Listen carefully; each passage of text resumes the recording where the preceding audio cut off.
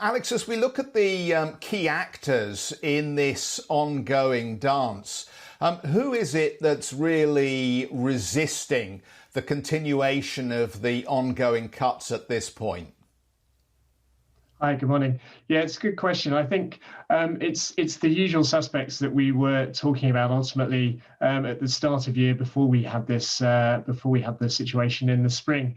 There's a lot of pushback from Russia, and more recently there's been a lot of pushback from the UAE. There's new discoveries in the country. There's been a lot of capex in the country, and they want to ultimately make the most of that.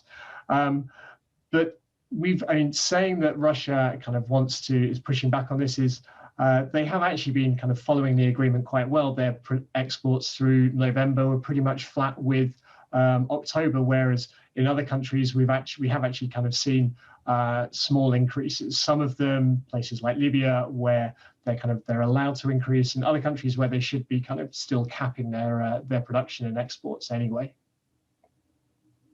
As we look at the headline price here, I mean, we've been in this sort of $45, $50 a barrel range now recently.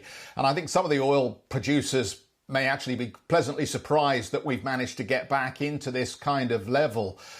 What is your expectation as to how that price will evolve through the end of the year and into early next year here, as all the positivity around the vaccines continues to drive other risk assets higher? Yeah, I think there's likely a natural cap which comes in the form of the US producers. Ultimately, if we introduce kind of significantly more production at the moment, or kind of over the course of the next 3 to 6 months, I think that's going to be met with pressure on the demand side, which is just continue to underperform on a global basis. There are regional kind of variations in that. But I think when you start to kind of get up to the 50 level, you will start to see more production coming out of the US. Ultimately, that's going to be pushed into the international markets, and I think that's going to keep a bit of a price cap there. Alex, just talk us through how brutal this current second wave has been for the oil market, because we went into lockdowns in various different countries and more restrictions, and we thought once we came out of the lockdown that we'd have more normal patterns that would emerge, but that's not been the case coming up to key holiday season. So what has that meant for the oil market as key leaders sit down to debate the backdrop for energy? Yeah, I think anyone sitting here in Europe is feeling that completely. I think the data that comes out of the US in terms of the Thanksgiving demand is going to be a good precursor for the rest of December, kind of certainly across Europe. The measures that are being put in place to limit travel and so on, and also the personal decisions that are being taken by people across the market. I think at the moment, we are in a kind of fairly stable position.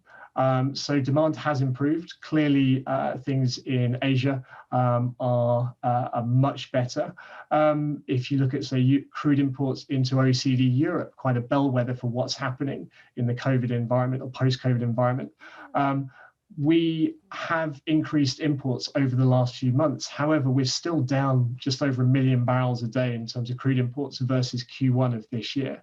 So I can understand fully why there is such kind of contention within OPEC Plus, because depending on which data set you're looking at, you can really kind of cherry pick your data to say, okay, well, it's a much more constructive market.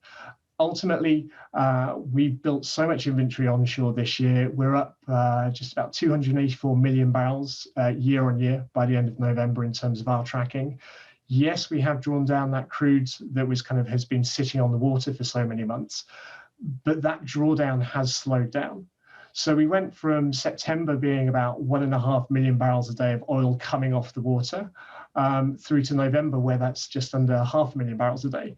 So any significant increase in production here, as kind of discussed by various members of OPEC, I think are going to weigh heavily on the market at this point in time, and certainly through the rest of winter, where it's hard to see any significant demand recovery in the Western Hemisphere at least.